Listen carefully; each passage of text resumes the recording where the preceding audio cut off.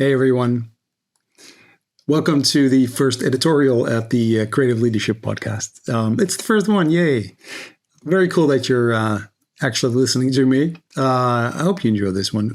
So this first one, I really wanted to dive into the topic that is central to how we innovate and how we lead and how we navigate this bonkers world we're kind of experiencing right now. There's a metaphor I really like to use. It's the image of a tightrope walker. Okay, so, all right, here we go. So picture yourself on a tightrope, arms stretched out, wobbling just enough to keep your balance. It's a little scary, but it's also exhilarating, right? Because you're not frozen in place. You're in motion. You're making micro adjustments, constantly shifting between the pull of order on one side and the lure of chaos on the other. That's the sweet spot where the magic happens. So today we're going to look into this, this wonderful kind of space to hang out, this edge of chaos. And we are also going to look at what change blindness is and how it can trip us up if we're not careful, and how all of this helps us become better leaders and innovators, creatives. So let's start with this idea of the edge of chaos. I really love how complexity science describes it as a sweet spot between rigid order and total mayhem. On one side, if things are too structured, like an organization with layers upon layers of bureaucracy, creativity gets stifled. People get stuck following the same old processes, or they're terrified of breaking the rules. On the other side, if there's too much chaos, everything becomes so scattered that no real process is made. It's like everyone's running around in different directions without a shared purpose. But right at the edge, that's where we get both innovation and stability. There's enough structure to keep us moving together, but enough freedom to experiment and try bold ideas. Nature offers plenty of examples. There's a well-known concept called the intermediate disturbance hypothesis, which basically shows that ecosystems hit peak biodiversity, peak life, when there's a moderate amount of disruption, too little disturbance, and the system gets stale. Too much, and it collapses. So the same logic applies to businesses and teams. Think of a company like Google. They famously gave employees 20% time to explore big, wild ideas. There was a bit of chaos sprinkled into their daily work. But they also had a framework in place, enough organization to decide which of these ideas would move forward. It wasn't anarchy, but it wasn't stifling order either. It was a dynamic balance right on the edge. Now, I want to be clear. Order by itself isn't a bad thing. We need some structure to keep us grounded and consistent. The problem is when order turns into a straitjacket, when people say, well, we've always done it this way, and shut down new ideas. In some organizations, there's a heavy reliance on rules, processes, and top-down directives. They can create efficiency in the short run, but it can also kill spontaneity and discourage experimentation. Leaders who micromanage end up with teams that follow the script, but don't bother to innovate. Everyone's so busy coloring inside the lines that no one asks, hey, can we draw something completely different?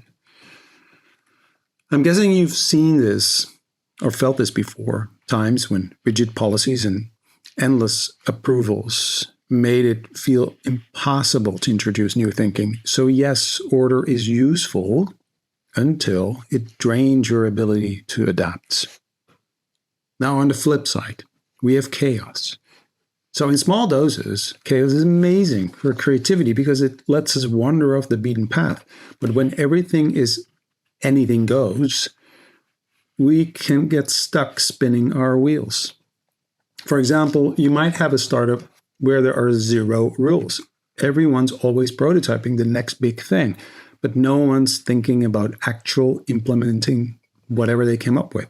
That's fun for a while, but eventually the team runs out of cash because there's no strategy.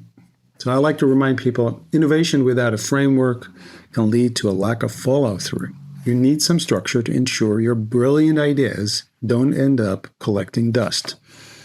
Nature also shows us this danger. If storms or fires are too frequent, even the hardiest species can't survive.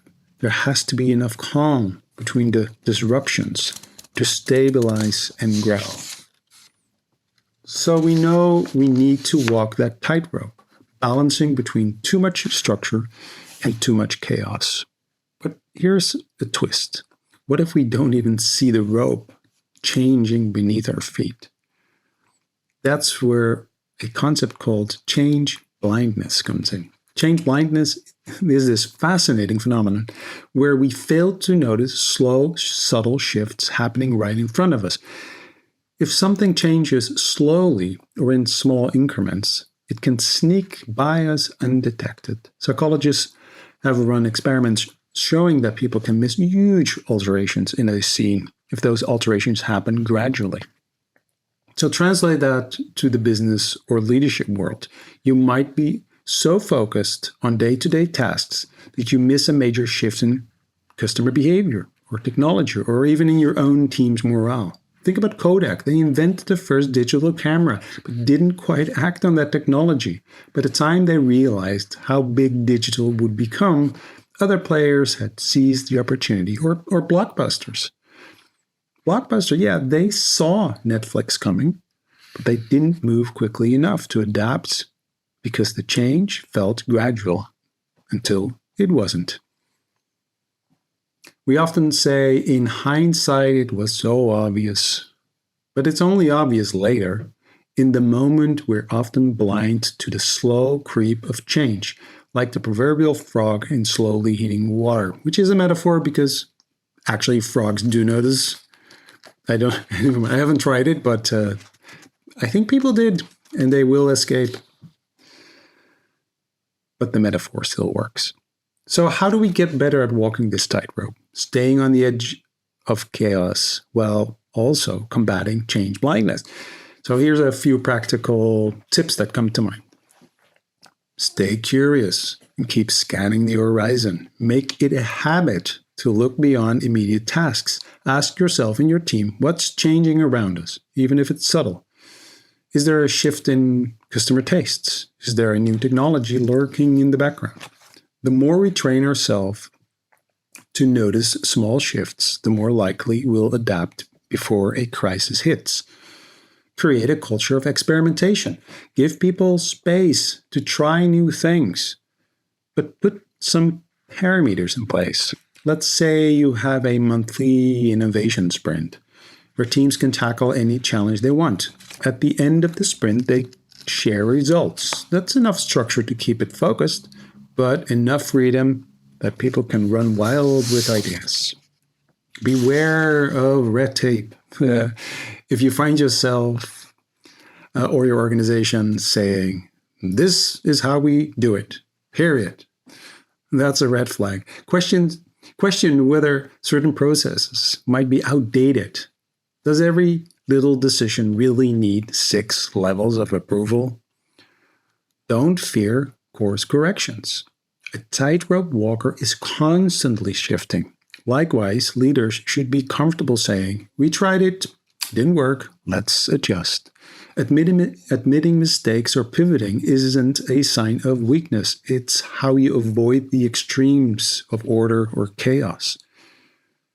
Invite diverse perspectives.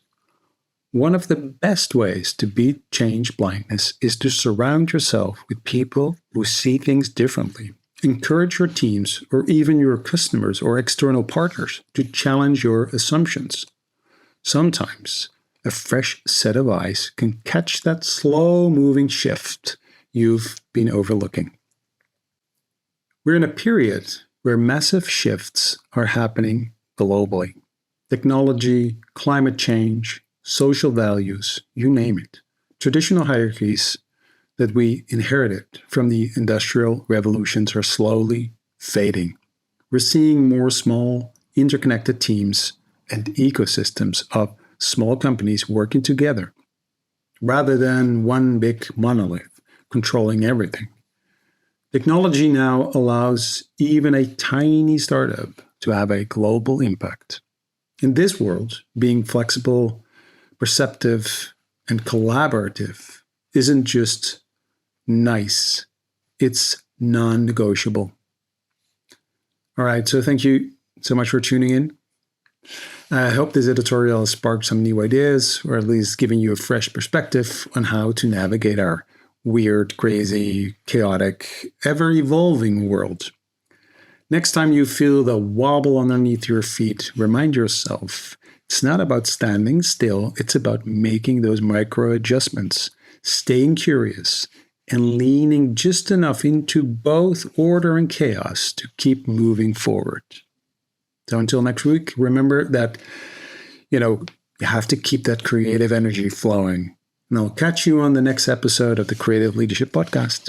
Thank you. Take care.